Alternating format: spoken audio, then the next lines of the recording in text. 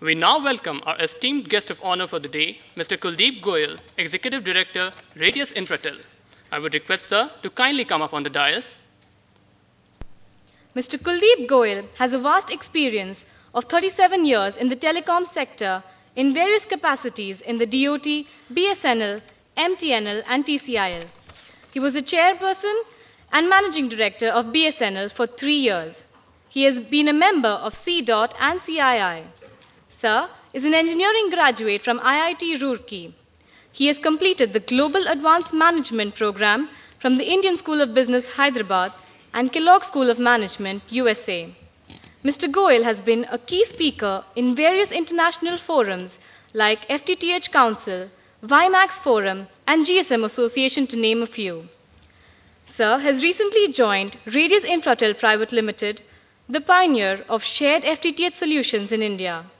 Mr. Goyal, as Executive Director, guides Radius on domestic strategy and helps interpret international trends in the Indian context.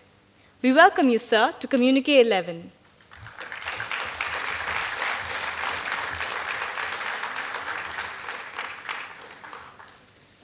May I now request Mr. Goyal to kindly deliver the thematic address and declare the second day open.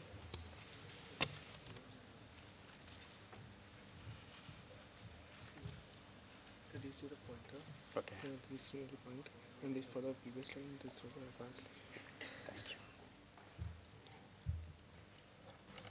Good morning, ladies and gentlemen.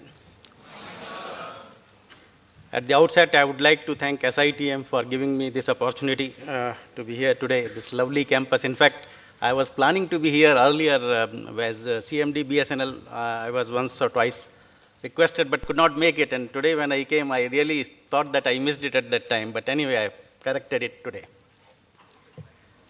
Thank you. The theme of Communique 11, telecom transformation, envisaging the next wave of growth. So I thought, let me talk on the theme and with focus on the fiber to the home infrastructure, which in my present capacity I am associated with. If we look at the global development over the last decade in ICT, this is the ITU's information, we would see that the mobile penetration has developed in a big measure from being 12 mobile phones per 100 population the world over. Today we have 76.2. India is also around the same figure, 75 or so. So there is a good mobile penetration. Internet users also are about 30 per 100 the world over. But if we look at the fixed penetration, that has been more or less constant. From 15.9 to 17.3, there has not been much of growth on the fixed line. But the fixed line broadband has grown, but then still it is quite low at about 8% penetration. Mobile has done better with almost 13.6% penetration, but still there is a lot as far as the broadband penetration has to happen. We can say that mobile revolution has happened during the last decade, and the coming decade is going to be the broadband decade, where broadband revolution would be happening the world over. If we look at the India snapshot, the total number of telephones in India has reached 892 million as of July, and we would have crossed 900 million by end of August for a population of 1.2 billion. So it's a very good number as such. Of course, if we look at the active number, it's only about 70% of that. Others are dormant SIMs, which are not really in use. And if we discount the multiple SIMs which people are having, this figure of 70 will further go down to almost 60%. So that would mean that there is still a lot of scope for growth of mobile. It is expected that by 2015, this figure should be crossing 1 billion in India. So there is potential for growth, though the growth rate has come down. If we look at the growth, which was around more than 50% per annum, has gone down to less than 30%. The monthly growth, if you look at, is just about 6%, 0.6%, which is, urban is of course 3.5, so it's quite low. The monthly additions also have reduced, which used to be around 18 to 20 million, have reduced to almost 6 or 6.57 million per month. But still, it's a good number if you look at the total figures. But what is more important is that the growth in urban areas has really been quite high, and rural is still lacking. The penetration of mobile in urban areas is 160% urban tele-density, whereas rural is only about 35. So rural areas still the growth has to happen, but good part is that the growth which is now happening is more in rural side. You will find that monthly growth in rural areas is higher than the urban areas. And the total mobile share is also almost 1/3 of the total mobile in rural areas compared to the total in country. But what is more important is now, I have not shown the figure here, the broadband connections figure, which is about just 12.5 million for the whole country, which is less than 1% of the total population. So the broadband penetration is abysmally poor, and that is where the next growth has to happen now. The total broadband connections, if you look at the figure, 11.89 is the broadband, and internet, which is low speed, 7.79, just put together is around less than 20 million. So that's what is really a very poor figure and which has to grow. Now, as was mentioned by the comparator also, the future growth now has to happen on the data front. The data tsunami, what is called, is really going to be there. This is the Cisco's Visual Networking Index forecast, which was released this June 11, which indicates the phenomenal growth of data which is to happen now. It has slightly shifted 2015, so I think you would be able to make it out. The IP traffic per capita per month, the world over, which was around 3 gigabytes, would be growing phenomenally to almost 11 gigabytes per month, almost 4 times during this period of 5 years. Internet households which generate 1 terabyte traffic per month, which is a few thousands as of now, would be growing to almost 6 million by 2015. And those which will be generating half a terabyte would be a huge figure of 20 million. So that means a lot of data would be generated from the various households, apart from the enterprises, which in any case are huge data generator. Global IP traffic would be crossing 80 exabytes per month, which is almost 32% of compound annual growth rate, which would be there. If we try to see this data, basically the maximum growth would be happening on the video front, which I think I would be just talking about in a minute. Internet users would be growing to 3 billion, which is almost half of the population would be using internet by 2015. Network connection, if we include all fixed, mobile, and machine to machine, would be a figure of 15 billion by 2015. That's the Cisco estimate. But there are other estimates where, like Ericsson has said that machine to machine connectivity would be reaching about 50 billion in near future, 2015 or a little later. So think of the devices which would get connected, and basically the next growth which is there is going to be the connected world. Smart and connected is the future, and where the growth is going to happen. Every device would get connected. In fact, what you can think of, every device would get connected.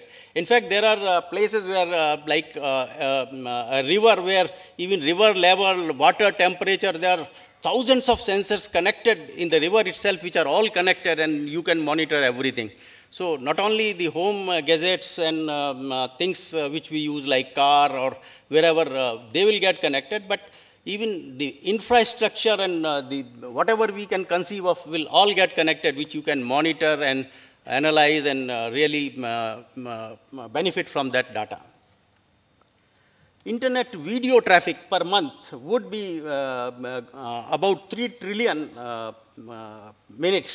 And if you convert it to video, it would be in 1 second, there will be 1 million internet video minutes.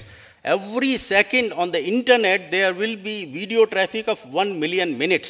That's the, think of traffic which would be generated over the internet. In 2015, the gigabyte equivalent of all movies which are ever made will cross the global IP networks every 5 minutes. Whatever has been produced throughout the times would be crossing the public internet in every 5 minutes. So that's the data tsunami which was referred to by the comparer also. And we have to make the networks which really can cater to such a vast traffic of data. Then the other thing is connectivity. Everything, as I said, will get connected. If we look at the total number of households which are there, 1.8 billion the worldwide, 1.4 billion already have connectivity through TV, which is the most popular media for the people. 0.6 billion have got the connectivity through, at the moment, computers, out of which 0.5 billion have the internet access. But if you look at the difference between the developed and developing, though the TV penetration is good in developing countries also, the PC penetration and the internet penetration is lacking far behind the developed world. So this is where the growth has to happen. Now, as I said, fixed, there has not been much of growth on the fixed connectivity, though mobile connectivity would be increasing because it's easy to provide and people would need it, but then the high speeds which would be required to transfer the huge data which would be generated would be requiring fixed connectivity. Now, look at the fixed connectivity different region-wise. Europe and Americas have got good penetration of fixed connectivity, but Africa and Arab states are still lacking, and Asia Pacific is, because the population is very high, it is looking low. But in absolute terms, Asia Pacific is the region where connectivity through fiber or so is the highest. In fact, Korea, Japan, and other countries in Asia Pacific are the leading countries even compared to US and Europe. But then per 100 population, the figure seems to be low.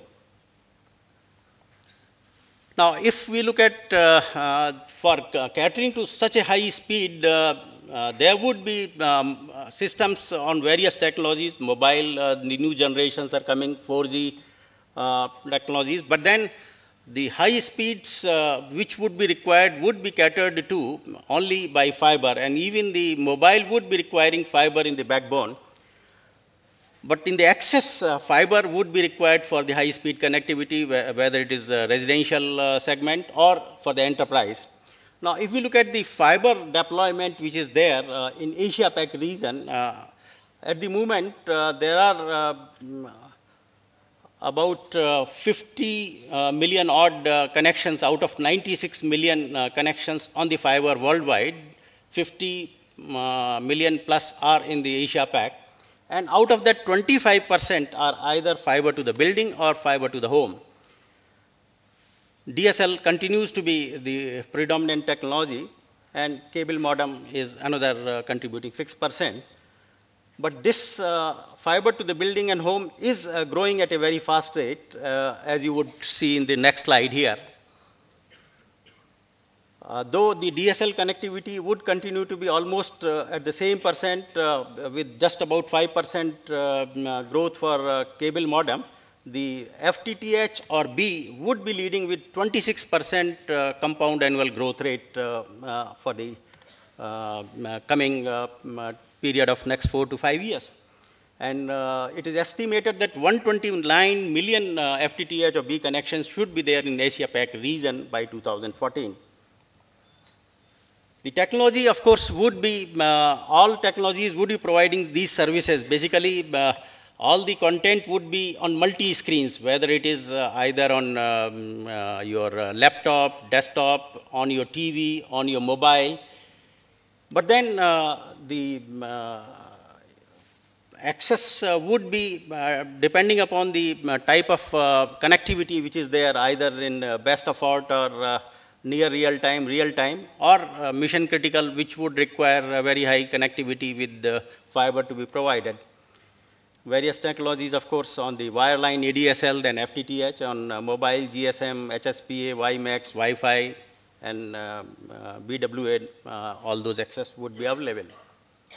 So broadband is going to be the media to provide that connectivity, pervasive connectivity, which we are talking of. And the speed would really matter. As you see here, a DVD high quality movie around 4 GB would take about 34 hours to download on 256 kbps and just 5 minutes on a 100 Mbps fiber to the home connectivity. So it really would be critical that we provide high speed connectivity to the households and to the business units also. The services which would be riding over this broadband, multiple services, of course, email, browsing, audio, video, community services, which is going to be very important, gaming, shopping, and all those. The next generation innovative services, which would be now growing with the coming times, would be mostly video-based, whether it is a video high definition video conferencing or video surveillance, video services. Immersive learning, because learning is going to be one of the most important requirement for broadband applications, healthcare, and all other services which would be really the services in the coming period. Now, the effort of various governments is to provide the connectivity to every device in the city and monitor them in a central place. In Korea, there is a smart city being built, Chengdu, where everything is getting connected with high speed, and the people would be in command of their all the needs, where they sitting and having just one device in their hand would be able to control and monitor everything which is material to them. Whether there will be data gathering through CCTV and other matters, there will be government services, police services, emergency, and all those services would be connected in those smart cities through that infrastructure which would be laid and controlled from UCT control center. So all these services, whether they are electricity, communication, water management, will also gas, traffic, will get connected, and the cities will become really smart. The ecosystem which would be there completely, whether it is for business, VPN, teleworking, e-commerce, and whether for personal video streaming, distance learning, gaming, messaging, home networks, video call. Advertising is going to be very important now on mobile. In fact, advertising which is focused to the individual customer is now starting and going to be very important.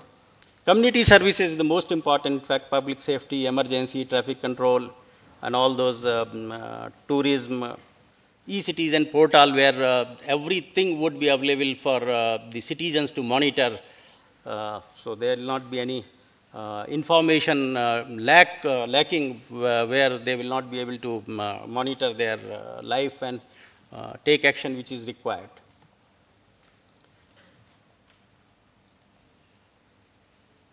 Of course, the service portfolio for fiber to the home, which is already prevalent, is 3D TV, which is available on the fiber. The HD content is there. Internet TV is now gaining popularity. HD video conferencing, home WAN and all.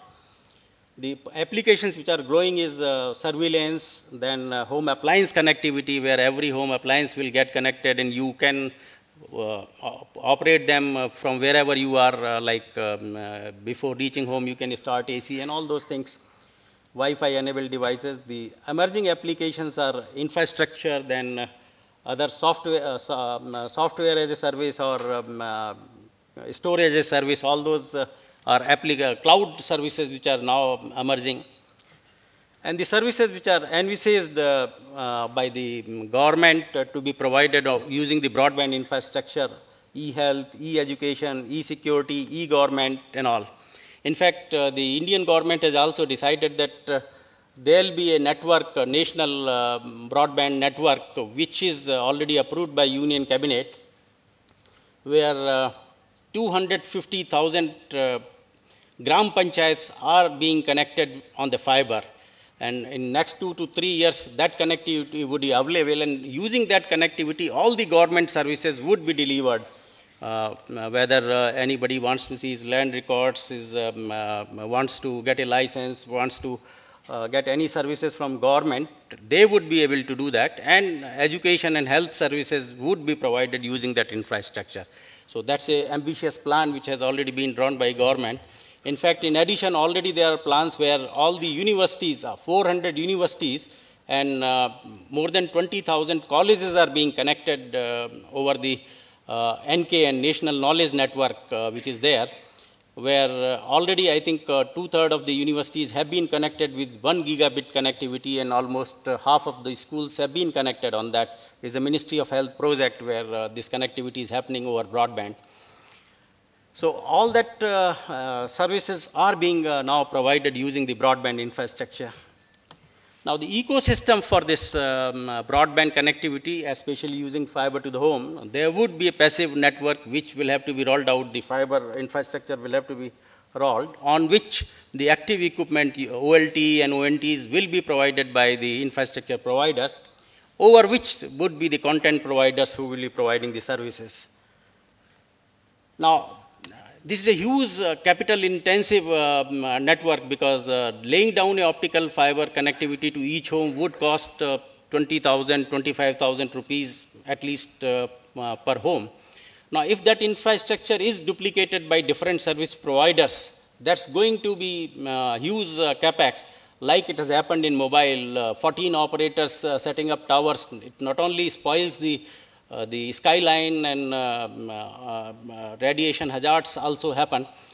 But if the infrastructure is shared, then capex can come down substantially, and that's where the open access is being considered the world over. Different governments have come out with models where the fiber to the infrastructure is being provided as an open media by different infrastructure providers.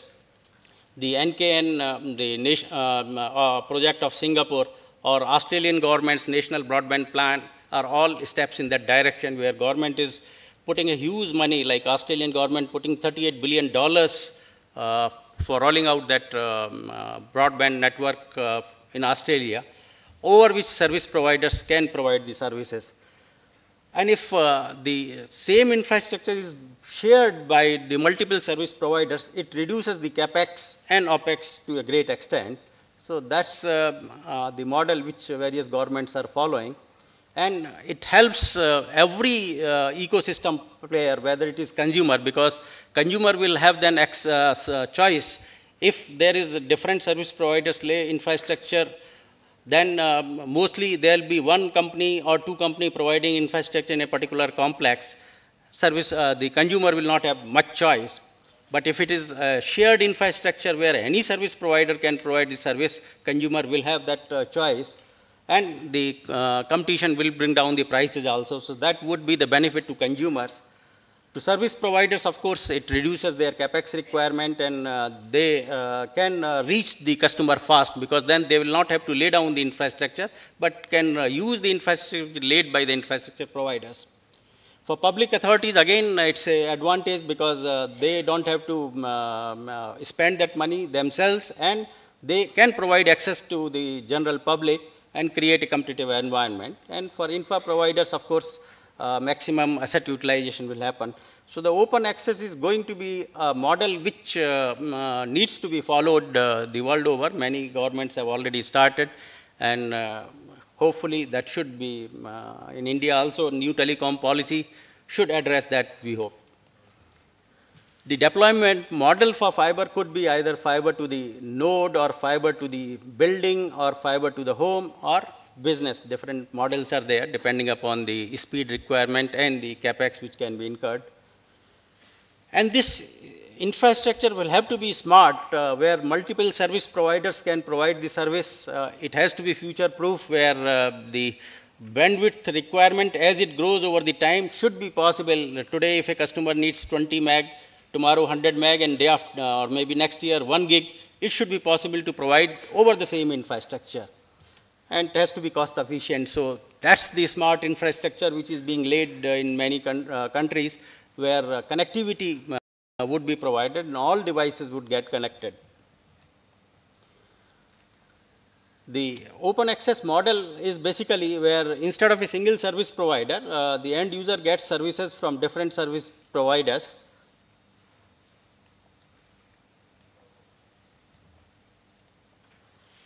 There could be different models to provide this connectivity, where the either the local loop and passive unbundling happens, or even active wholesale happens, or at these infrastructure is provided by independent infrastructure providers, and the service level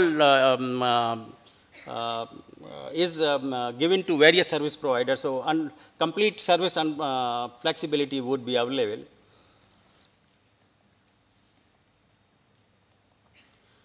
Radius Infratel, in fact, is working on that, and we have, in fact, the Dwarka subsidy completely connected with fiber, where there is multiple service providers are providing the services, and the customer can provide, customer will have the choice of the voice, the data, and the IPTV or video content, video on demand. And in addition, they also have building management services, say, your surveillance in the building. Suppose somebody is entering the building tower at the basement itself or at the ground floor itself, he can see the person who is coming and talk to him. Other services, community services would be available. So that has already been done. And in fact, this is the infrastructure which is required to be rolled over and the countrywide. Basically, the IP is the future, where the connected high-speed networks would provide riding over IP all services which we can see. So network is the key, and services would be provided over that, which would be meeting the future requirements of the people. Thank you very much. Thank you.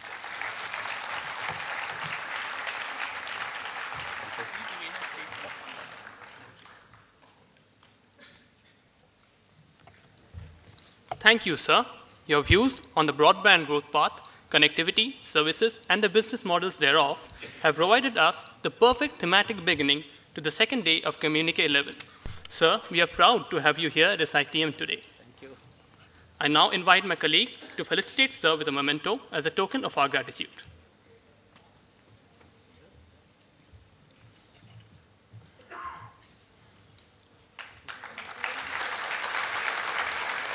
Thank you, sir.